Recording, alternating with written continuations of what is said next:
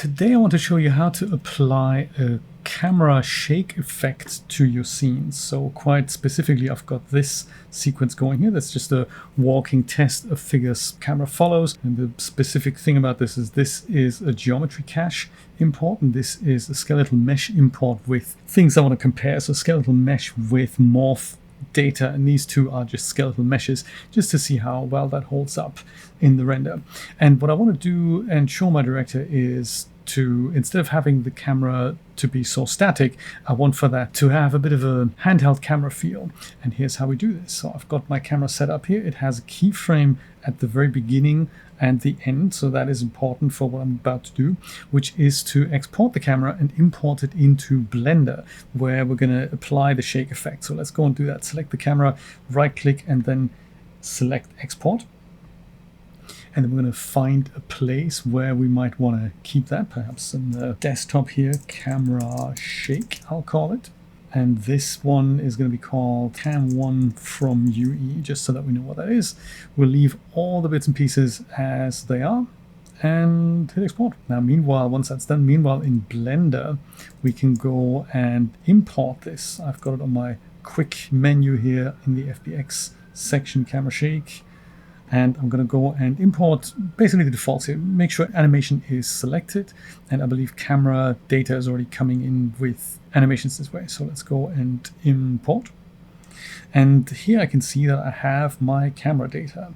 The animation is longer than what is shown here. So by default, I think I've got the 250 frames. We need to go sort of beyond this and then hit this button so that we get to the very last keyframe.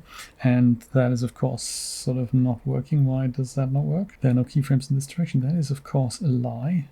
Because, you know, we know there are. There we go. 1447. So let's make that the new end frame, 1447. And then hit full stop on the numpad while hovering over the timeline, and that'll hover, then that'll show the whole thing.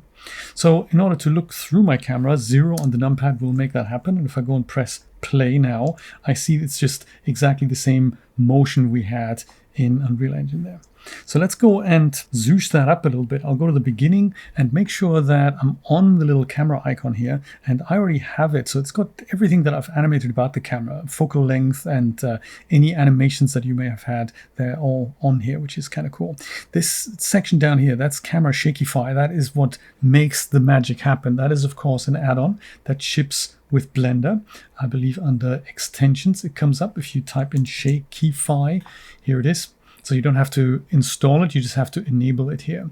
And once that is enabled, you can go and add a preset to the camera. So just do that. And there's a couple here. There's, well, not a couple, there's many here. There's investigation, the close-up, the wedding, walk to the store, handycam run, and so forth. So try them out and see what floats your boat. I'm going to leave it on investigation for now. Hit play, and then you can see that is what's happening. So it still retains my forward motion of the camera, but it goes and applies some crazy stuff as if somebody is, you know, having a handheld camera there.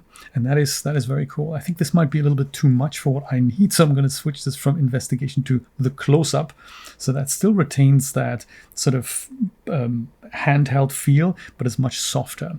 You can also use the influence here. So if we were to go back to the previous one here, investigation, and that is technically what you want, but it's a bit too much, you just turn the influence down to maybe 0.3.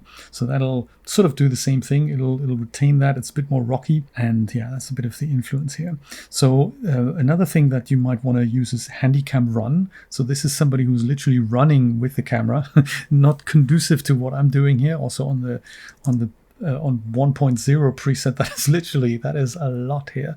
So it's kind of cool to be able to apply that. So I'm going to change this to the close-up because that's sort of what really works well for my scene, I'm thinking. So it's supposed to be subtle.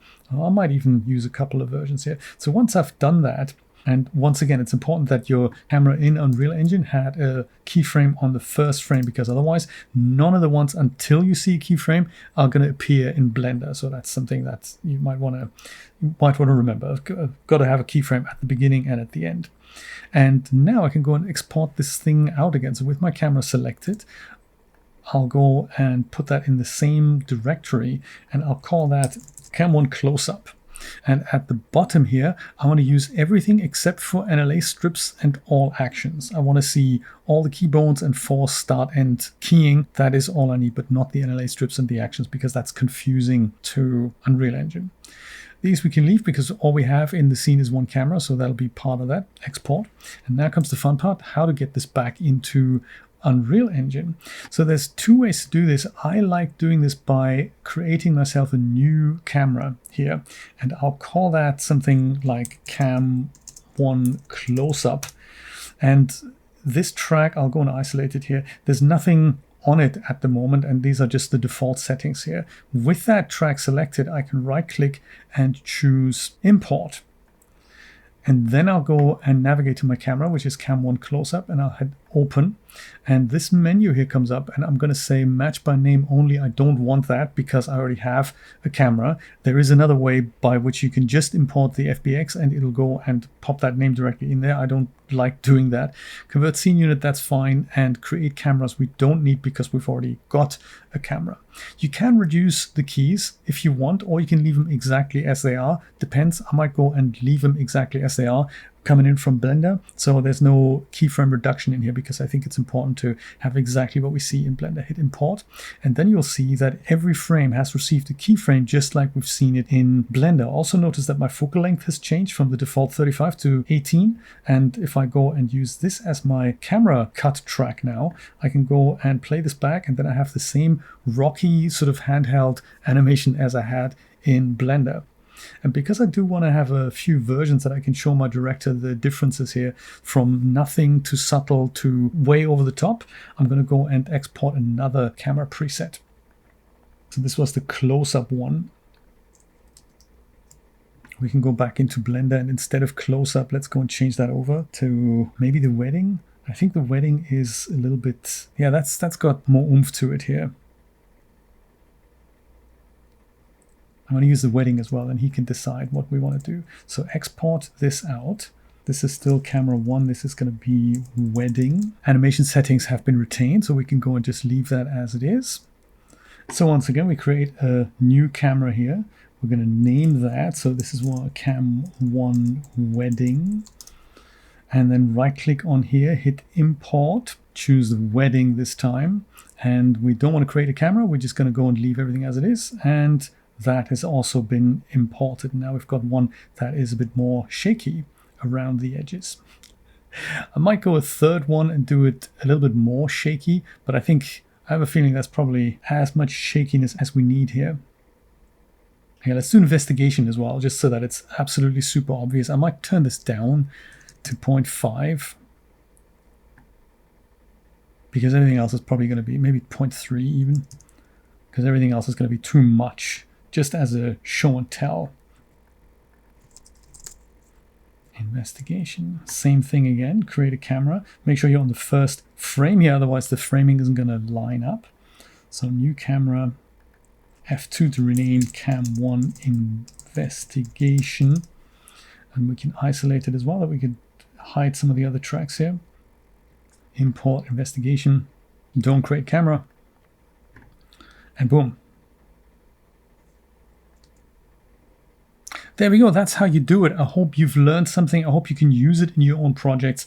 And now I'm going to go and make a little compilation here and show him how this is done with no camera movement, a little bit of camera movement, and so forth. So cut this here, and then maybe every 10 seconds we do an edit here. I'll do that with the control and the / key with the camera track highlight. Also works with animations and anything that has a track, really. It works with, so this is one close-up. I'm going to go, and this just skeletal is the one that is linear, doesn't do anything.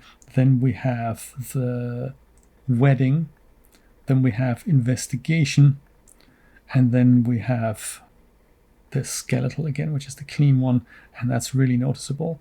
That versus the wedding again versus the clean. And that's it. Thanks for watching. Bye-bye.